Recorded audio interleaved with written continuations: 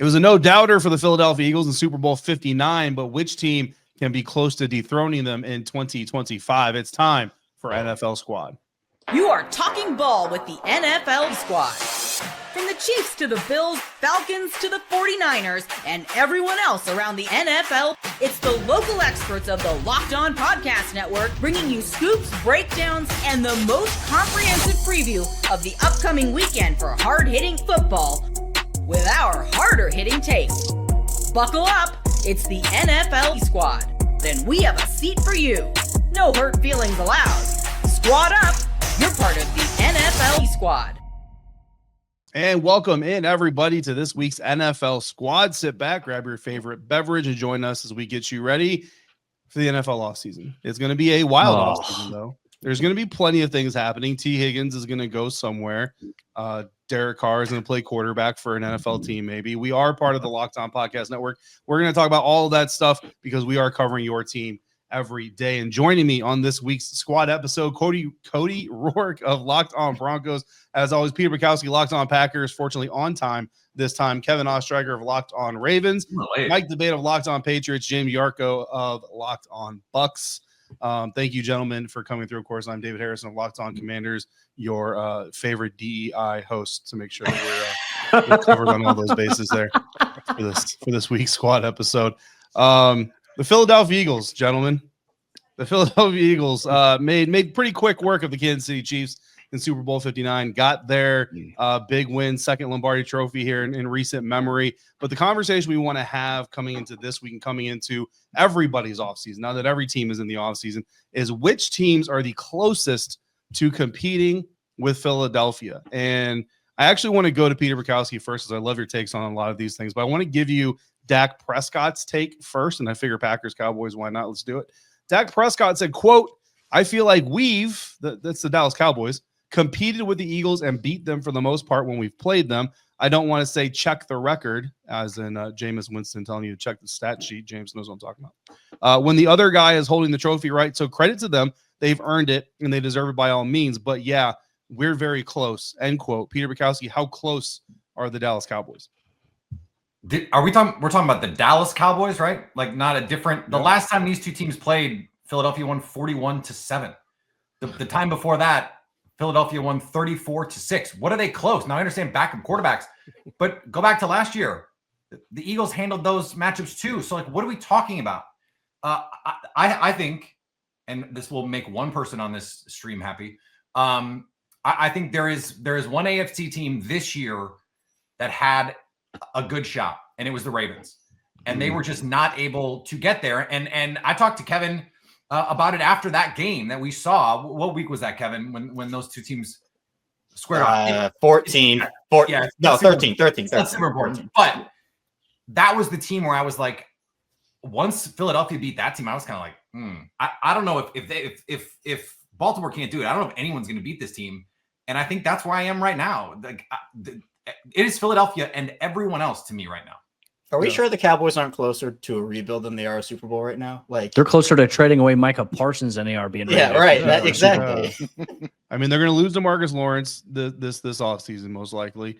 You mentioned the Micah Parsons deal. I mean, honestly, guys, last offseason, I was talking on Locked On NFL about Mike McCarthy and Dak Prescott both going into 2024 with expiring contracts, and the Cowboys being in the perfect spot to essentially blow it up without totally blowing up, like keep CD, maybe keep Micah, draft capital, money frees up, and you can do some good things for your franchise. And then they went ahead and threw a whole lot of money at Dak Prescott. Certainly CD Lamb as well is deserving, but yeah, they kind of hammered that whole thing. So I think most of us would agree Landon McCool is not here to stop us. The Dallas Cowboys not as close as Dak Prescott would like to think. David, that they is there are. anything more annoying than watching the Cowboys get blown out and Dak Prescott down 30 points and we're saying, yeah, here we go. Like, that's got to go. Like, at some point, I understand it's part of your snap cadence, but my God, right. It's a soundbite now.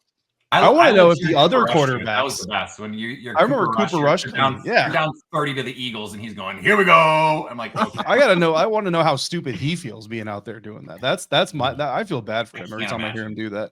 But we got four options here, guys. We got four options here that we want to talk about that are candidates to be closer than Dallas. Which I think there's definitely more than four candidates that are closer than Dallas. But I want to throw this over to Mike. Mike Debate, you know a thing or two about covering Super Bowl teams. Even though it hasn't been recent, but so let's give you the 4 options here: Washington, Buffalo, Baltimore, and Green Bay.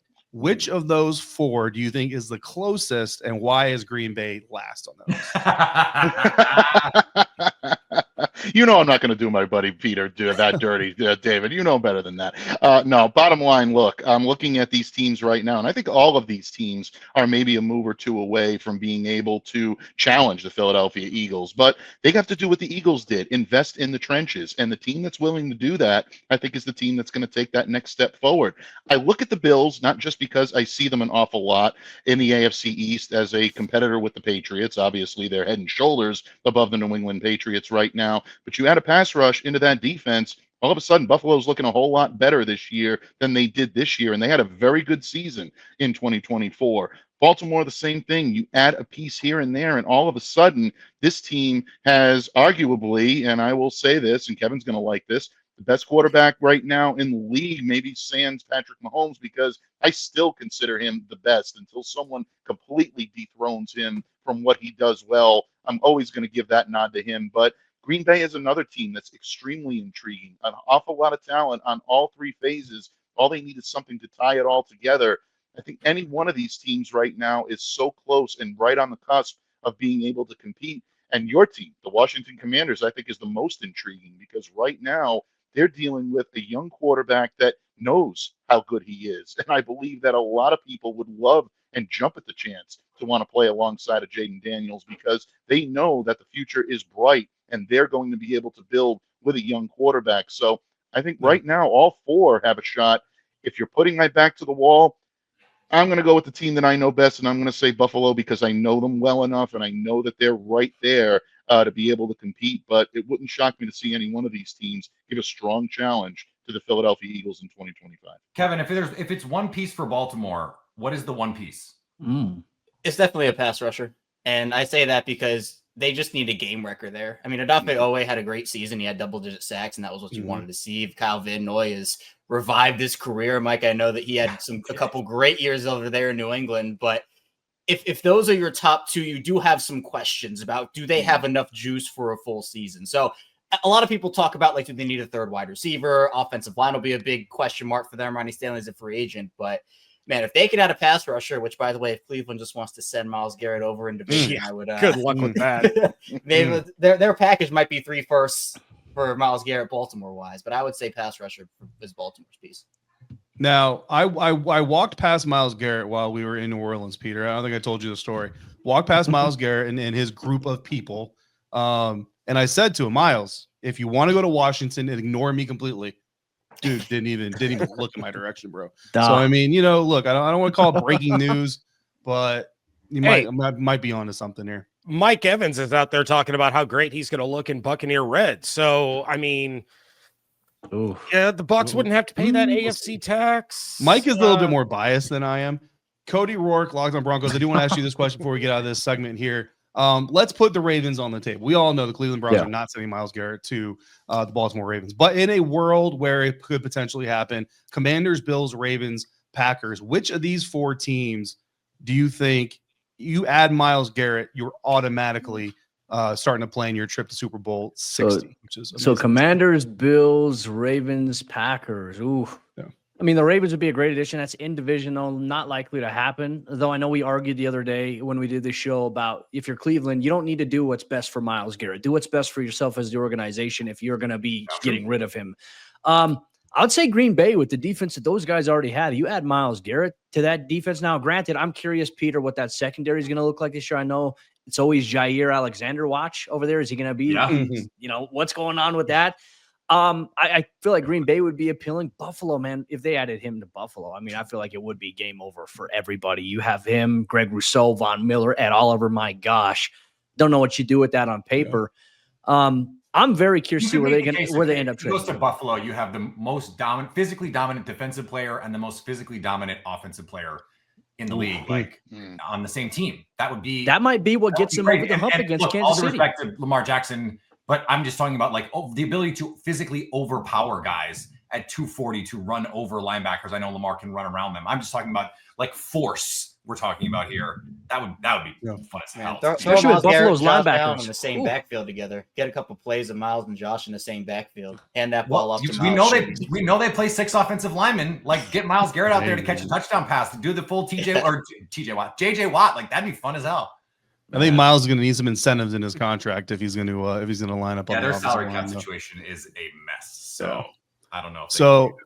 I mean, Myles Garrett, I think bottom line, like, and who knows how long this is going to take, but like Myles Garrett ultimately is going to be one of the, if not the top move that gets made this offseason, because I don't think anybody believes that the Cleveland Browns are going to actually be able to hold on to him. So we'll wait for news on that whenever that potentially could come. But there's also some other news that we need to tackle. There was a day where Peter Bukowski and the Green Bay Packers would talk about Aaron Rodgers in a very glowing light. There was also a day where there were some people who thought that Aaron Rodgers might be the heir apparent to Tom Brady in Tampa. These days, the question is, who wants Aaron Rodgers just at all? We'll talk about that next on this week's NFL Squad, part of the Locked On Podcast Network, your team every day. Today's NFL Squad Show is brought to you by our friend over there at LinkedIn Jobs. And as a small business owner, your work doesn't end when the clock hits 5. Your business, it's always on your mind, which means when it's time to hire, you need a partner that works just as hard as you do. And that's where LinkedIn Jobs comes in handy. When you clock out, LinkedIn, they clock in. And LinkedIn makes it easy to post your job for free. You can share it with your network, and you can get qualified candidates all in one place. LinkedIn's new feature can help you write job descriptions and then quickly get your job in front of the right people with deep candidate insights. And here's a pro tip. You can add the hashtag hiring frame to your profile picture to double your reach to qualified candidates. No wonder 72% of small businesses say LinkedIn helps them find high quality hires. Post your job for free at linkedin.com/lockedonnfl. That's linkedin.com/lockedonnfl to post your job for free. Terms and conditions apply. Picking back up for this week's NFL Squad episode. Thank you, everybody out there, for joining us here for this episode. Again, it is the off season, but there's plenty of stuff going on in the National Football League, so we will be here for you doing these squad episodes all off season long. Aaron Rodgers, once considered to be, best of the best, maybe the best in the league. There were arguments: is it him? Is it Tom Brady? Is it whatever? Nowadays, Aaron Rodgers more of a just, I don't want to call him a plague, but like, for lack of a better term. James Yarko, I want to go to you because Peter's going to say a lot, and I want to get you out of the way. There was a time, and this was theory. This was not reporting or substantiated planning or anything like. But there was a theory at one point in time. People lined up. They said, about the time Tom Brady retires from the NFL, Aaron Rodgers might come available from Green Bay, and maybe he just follows Tom down to Florida and wins another ring for the Buccaneers. Take us back to that version of Aaron Rodgers and this version of Aaron Rodgers, and what has kind of changed in the overall just your opinion of this quarterback, who's clearly a Hall of Famer, but has done a lot to damage his own reputation. Well, and that was even the second theory of Aaron Rodgers being a Buc. Because remember, John Gruden promised him that he was going to draft him to be the Bucs quarterback if he's sitting there. Instead, he takes Cadillac Williams. The rest is history. But it's the fall off has been astounding. Like we saw the drop off for Peyton Manning going into his last year with Denver. Like the year before, he was great, and then all of a sudden that drop off was just straight off of a cliff. And we've seen it now with Rodgers.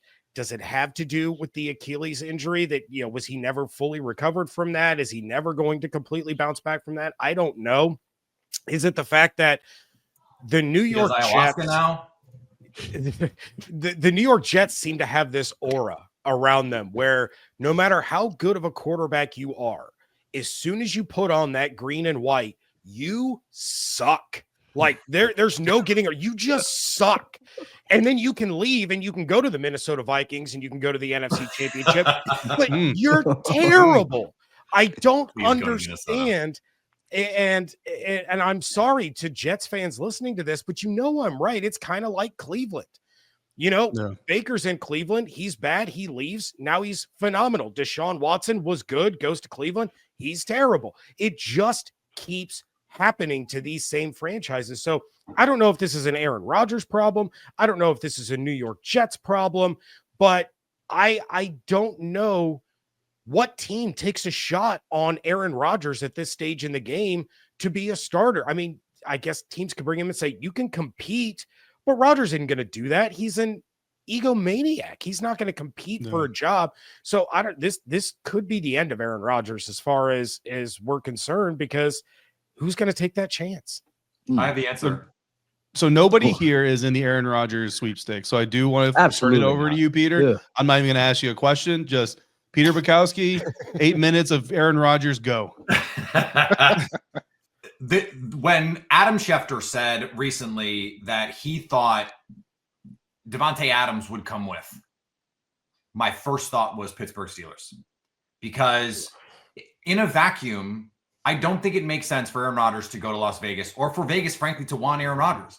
The same is true in Nashville with the Tennessee Titans, even though our pal Tyler Rowland, who is a madman, was like, I want Aaron Rodgers. I don't know why you would want that.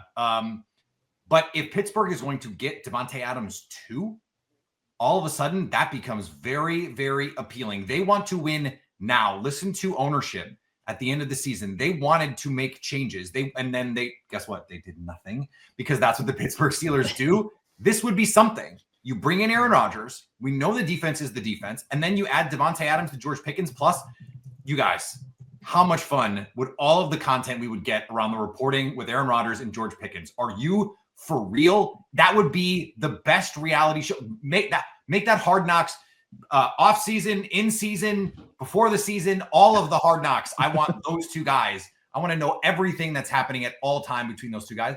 And don't you think that would be like a legitimately scary group? Even if Aaron Rodgers is a diminished version of himself, not that they'd beat the Ravens in a playoff game or they'd beat the Chiefs, but like they'd be better than they are now.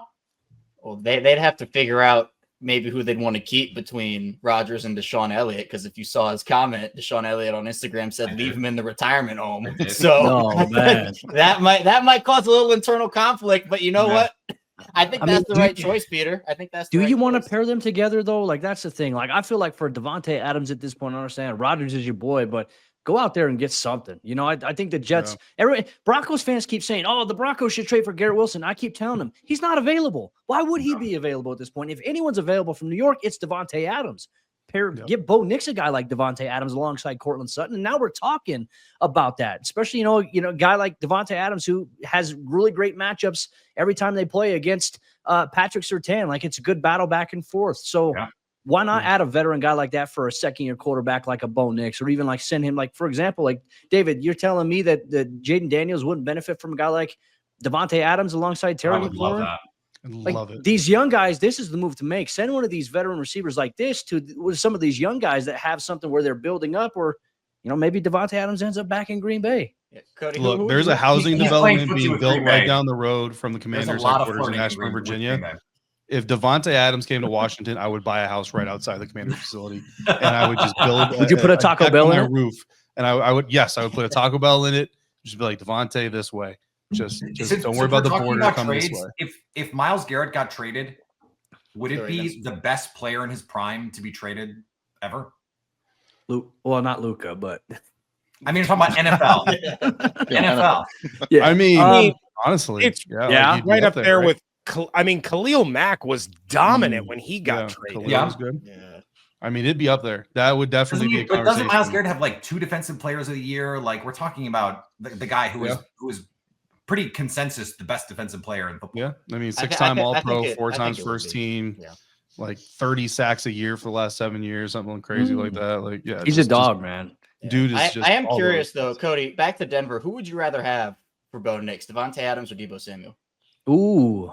Perfect segue. That's exactly who's next on the on the list. Let's talk about it, Cody. Let's talk about Deebo, Cody. What do you see there? I like Deebo, and Broncos fans are against Deebo. I got Broncos fans telling me he's a diva, he's got character issues, and I tagged Croc, and Croc's like, "What are you guys talking about?" And it's like, I don't know where Broncos fans formulate this opinion. Like, well, he's always injured. He's played in 15 games each of the last 2 seasons. And then 13 games the year before. The only year he had under 10 games played was he suffered an injury in 2020. I don't want to hear with pneumonia last year. Yeah, like all of a sudden Deebo's a character. He don't want to play. You choke out one kicker from Michigan, and everybody just loses their mind. Hey, Mike's The debate. Debo Debo is David's team. I think Debo in Washington makes a ton of sense. I would say makes a ton of sense too. Yep. That quick passing Kevin, game I would say deadly. Devontae. I would say Okay. Devontae over Deebo in this situation because Denver's going younger. They love their young receivers that they're continuing to develop, and having a veteran like that would help. Yeah, Yeah. makes sense. Mike debate. I do want to ask you, West Coast to the East Coast. What's the view on Deebo from New England? I'll tell you, New England's open for business. I mean, we basically want everybody. We have nowhere to go but up, and New England needs help at wide receiver. Look, the Patriots kicked the tires on trading for Deebo Samuel last year, right around the trade, and there was a consensus at the time that the price was a little bit too high. Now, all of a sudden, Deebo's coming off of what, sorry to say, San Francisco 49ers fans, a down year statistically. There's one more year off of that contract. He's 1 year older. Those are the factors that may end up reducing the price a little bit for New England to really seriously throw their hat into the game. Now, I know there are comments out there about Deebo not wanting to come up and play in New England. Believe me, most people do not want to play in the weather we're currently sitting in. It's cold. There's snow all around me right now. Everybody hates it. But bottom line, if you can convince him that playing alongside a young quarterback like Cody, Peter, you guys have been saying, like Drake May, could allow him to showcase his talent, especially in a dual threat, because Josh McDaniels loves to employ these type of players that give him such versatility in his play calling ability. Yeah, if Deebo's willing to listen, the Patriots absolutely have to be making this phone call. Wouldn't he get 130 targets in that offense? Oh, absolutely. Who else are you throwing to? I mean, right now, other than Hunter Henry right now, who is a security blanket, and rightfully so for Drake May, he'll continue to get his touches. But guys like, it's unfortunate right now. Demario Douglas is not rounding into the type of receiver that the Patriots need him to be. I think he's got a chance to do it, but he's going to need some help. Jalen Polk, Javon Baker, not looking like the type of picks the Patriots thought they were getting last year. There's a lot of upheaval in that wide receiver room. And, Todd Downing coming in now and coaching that group. He's never coached wide receivers before. So it's going to be a tough sell for any big-time receiver to want to come here and play in New England. But that aura that's surrounding Drake May is going to have to be a huge selling point. And for the first time in a long while, the Patriots have to take the wallet out of the back pocket of Robert Kraft, and they have to be willing to go ahead and to open it and overpay for some of these guys. It's the only way they're going to be able to bring themselves up out of that doldrum.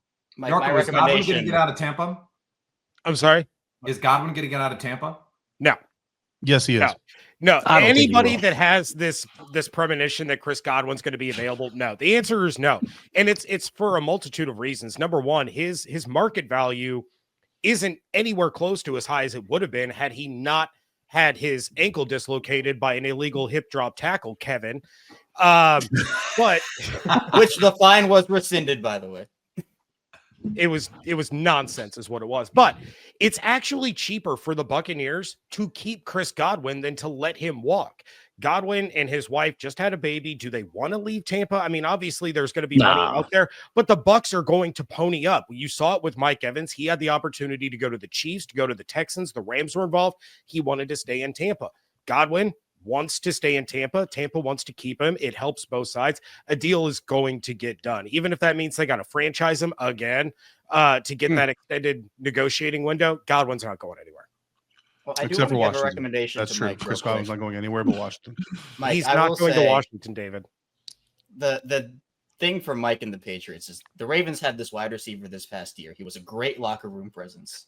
I think you could really use him. His name is Deontay Johnson. I knew you yeah. were going Right? somewhere. Now, the I Ravens knew could get it. a comp pick if the Patriots sign him for a big contract. And look, the perfect guy for Drake May in that locker room. You're talking about spending money, getting some vets in there. We can help each other out here. We can help each other out. I'm just saying. Don't do it, Mike. Sign Antonio Brown while you're at it. I mean, just why not? How the mighty have fallen. Oh, man. The fact that I even have to consider this is really, really disheartening, Kevin. Yeah, I don't know if the Patriots are quite that desperate. Not that I'm talking, not from a pure skill sets situation, but yeah, I don't know. Then yeah, that's probably yeah. I don't think the Patriots do it. I'll have to try I'll be I'll have to diplomatic. try to get him back on the Steelers for Chris next time he pops in here. Yeah, there you go. David, we got a super producer, Ross. He heard us talking about Aaron Rodgers, and he said he really had to share his thoughts on whether or not the Saints, under new head coach Kellen Moore, should pursue a guy like Aaron Rodgers. He was itching. He said, I got to get on and talk about it. Here's Ross Jackson, folks. Nah, I'm good. Beautifully put. Make sure you check out Locked On Saints for more in-depth analysis, just like that. If Derek Carr is on the move, it's like what makes sense for him. Like there's been now this reporting that hey, Kellen Moore's coming in and they may move on from Derek Carr. Could he go back to Las Vegas? That would be interesting. Yeah. That would be interesting. Tennessee. If John Gruden ends up on that staff. Yeah, I could see Tennessee. Maybe Tennessee. I could see makes a lot of Tennessee before Las Vegas for sure. Just tell Tyler Rowland to get Aaron Rodgers and Derek Carr in there. Just let them battle it out. Just let them figure it out. With Will Levis. With Will Levis. Will Levis and their ass if they're actually fighting. But Shadir Sanders at number 1. Why not? Speaking of draft picks, 4 of the 5 guys sitting here in this week's NFL squad had their teams that they cover in the tournament. What is their draft crush that they could possibly target in the first round of the upcoming NFL draft this year to get them over the hump and get them closer to their own Lombardi? We'll do that next on this week's NFL Squad, part of the Locked On Podcast Network, your team every day.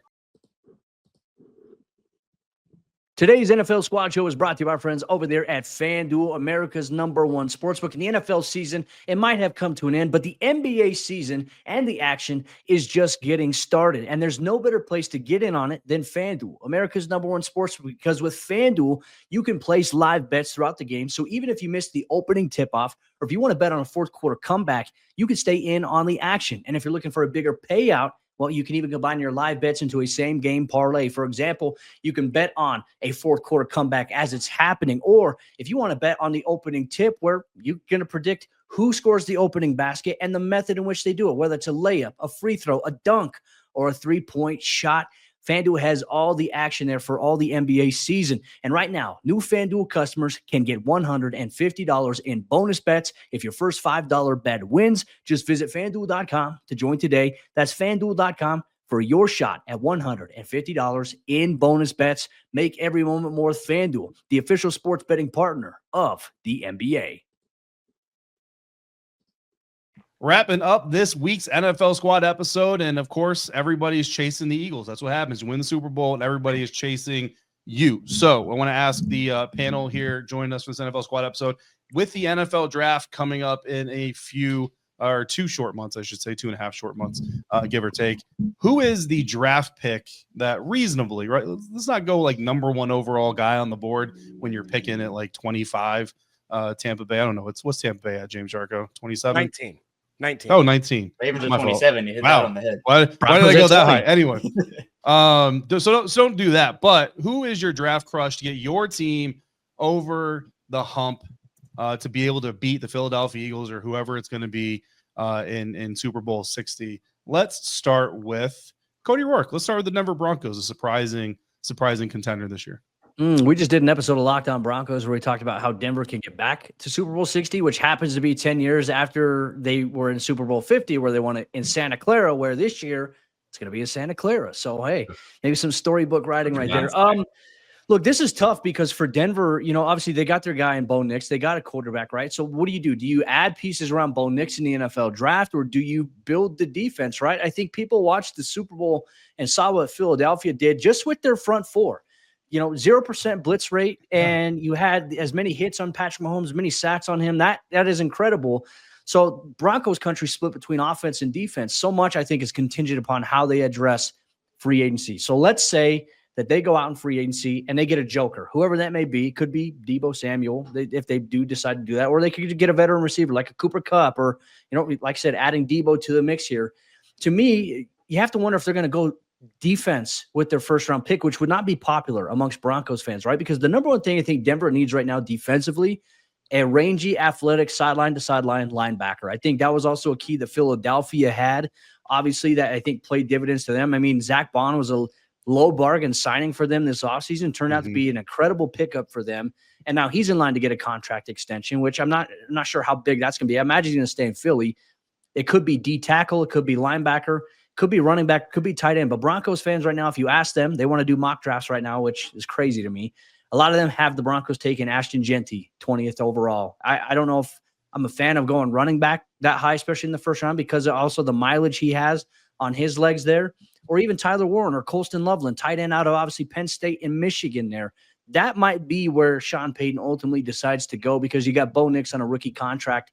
Try to maximize it and build that offense as much as you can with some playmakers.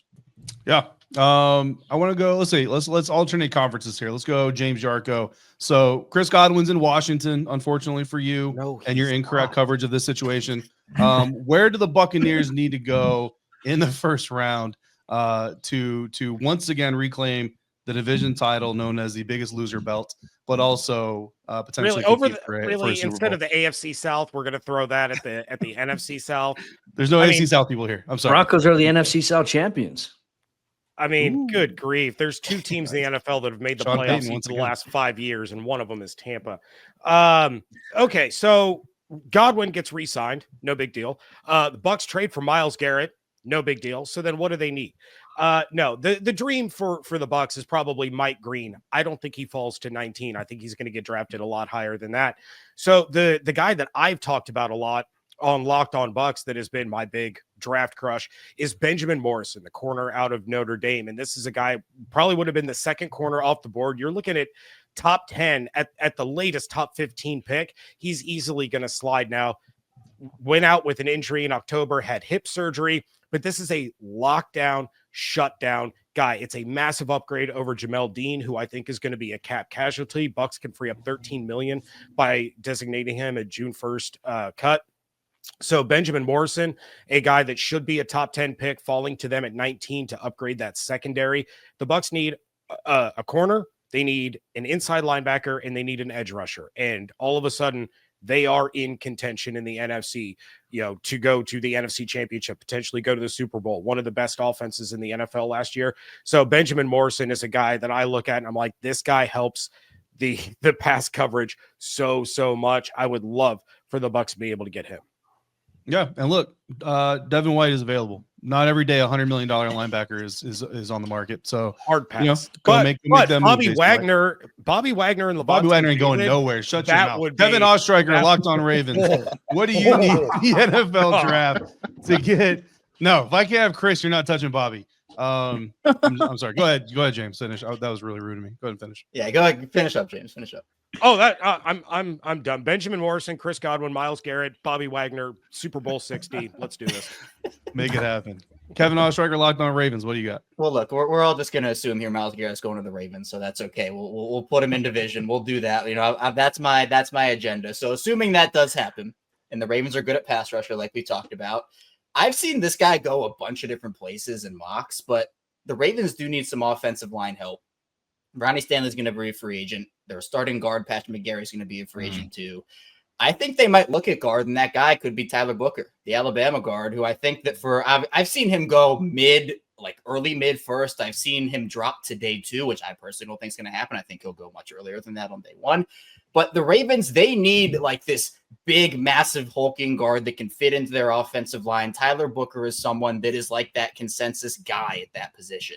And so for the Ravens, they already have a couple of building blocks. I mean, you have Linderbaum, you have Roger Rosengarten, who stepped up, and you can flip him from the right side to the left side, depending on what their offseason looks like.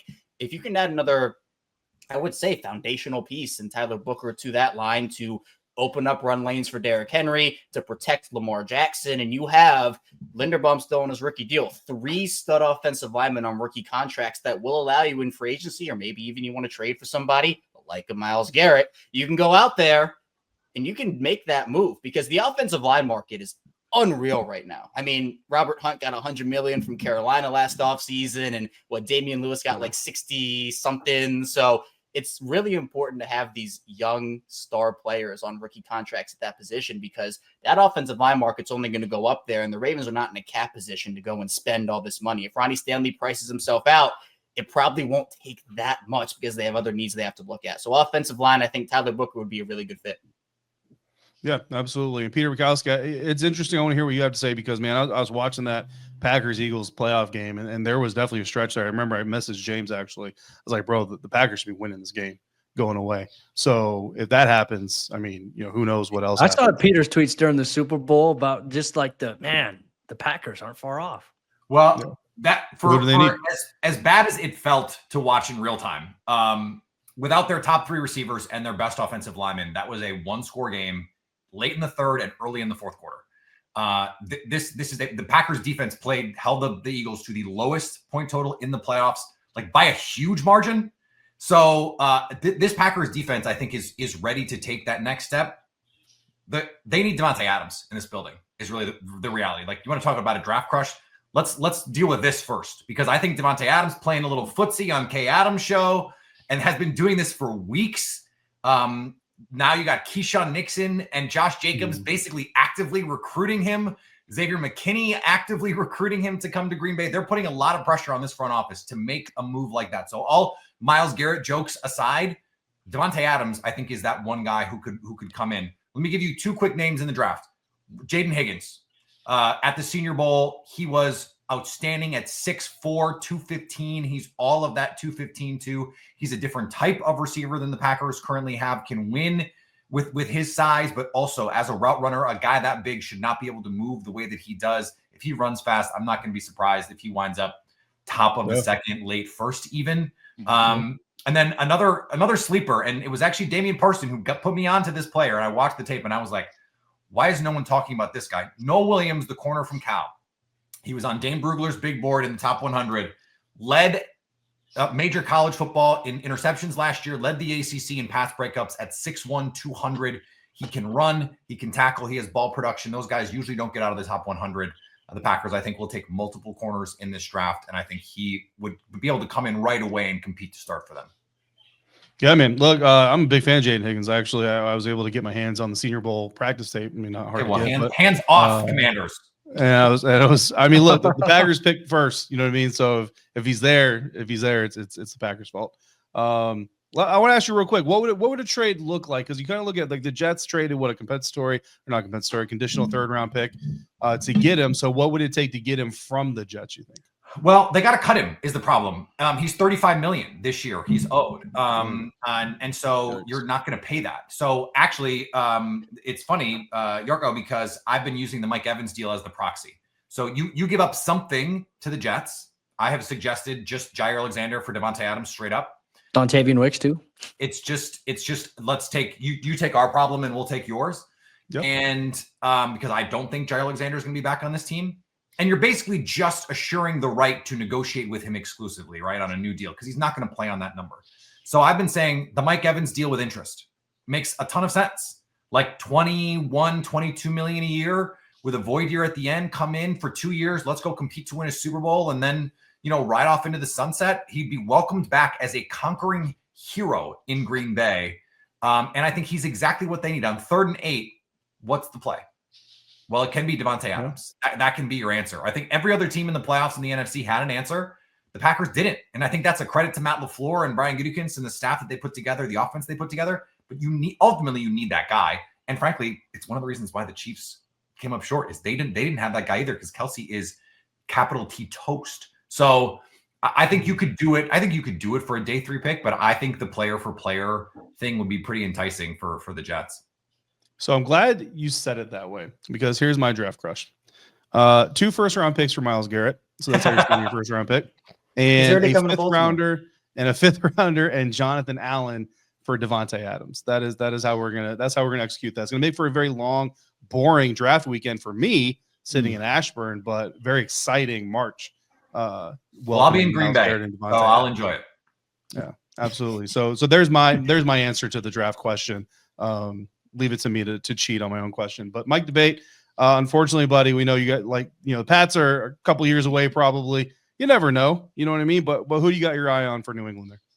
Well, and having talked to Scott Pioli a couple of years ago in terms of draft strategy and what went on when he was in the room with Bill Belichick, and then, of course, moving on to teams like the Chiefs and the Falcons, Scott told me, if you're a player or 2 away, draft for need. If you're more than that, you draft for generational talent, the best player available. And that's what I'm looking at now for the New England Patriots, because unless they decide to move down and maximize that draft capital, that number 4 pick, they're likely to have a decent shot at either Travis Hunter or Abdul Carter. And right now in New England, I'd be good with either one. Obviously, I love the upside of a Travis Hunter, because you're looking at a legitimate 2-way player that can revolutionize the way that backfield right now, the defensive backfield for New England, is situated. You pair him alongside Christian Gonzalez, that looks like a formidable tandem for years to come. He's also a guy that I know Josh McDaniels would love to put in that offense in select packages that would allow him to be able to utilize his skill set on offense. So you're killing two birds with one stone if you're the New England Patriots. If you bring in Travis Hunter, I'd love to see him wearing Patriot blue. Abdul Carter could make this team an immediate upgrade when it comes to the pass rush. They didn't have one last year. It was non-existent. They need someone that can come in and be your marquee name for years to come. So Abdul Carter is someone that I'd look at for the Patriots as well. Those two are my top draft crushes right now. But Peter, I got to say, Jaden Higgins is someone I'm keeping my eye on. If the Patriots do move down, that's a sizable receiver with the ability to move.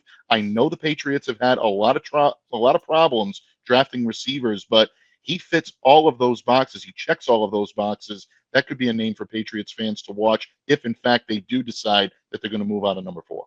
Higgins with Drake May would be fun because he can win vertically, and it doesn't have to be a perfect ball. Just give him a shot. Right. That'd be really fun. Higgins, T. Higgins. There's going to be 2 Higgins in New England this We offseason. didn't talk about T. Good options across the board here from our panel here on this week's NFL Squad. Appreciate all of you for coming through. Appreciate the 5 of you for coming through this week. Make sure you come back next week. We will be here each and every single week in the offseason. That is actually not something I know that I can promise, but I'm going to promise to you anyway. And Allie Bronson can just deal with what I'm saying, whether I'm right or wrong. But make sure that you're following all of us on our respective beats, covering our respective teams, all for you 5 days a week, all part of the Locked On Podcast Network, your team every day. See you.